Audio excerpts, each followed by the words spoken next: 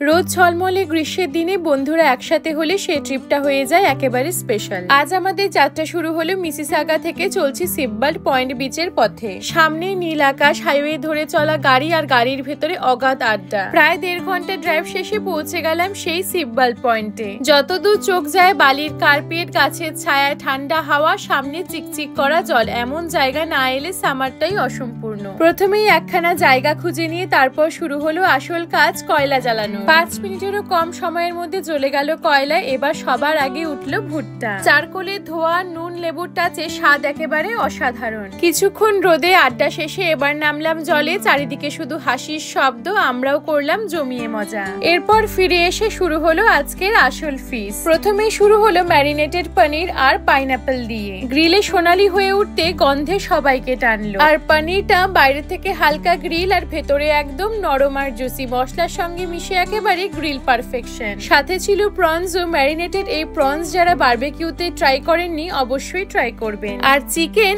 আহা, ধোয়া ওঠা গ্রিল চিকেনে সেই স্মোকি ফ্লেভার, মশলার ঝাঁজ আর রসালো টেক্সচার। বন্ধুদের সঙ্গে হাসি, গল্প, ব্যাডমিন্টন খেলা আর সেই দারুণ সব খাবার। পুরো দিনটাই হয়ে উঠলো আনন্দে। আজকের দিনটা আবারও মনে করিয়ে দিল বন্ধুদের সঙ্গে কাটানো সামার ডে গুলোই জীবনের আসল ট্রেজার। টাটা।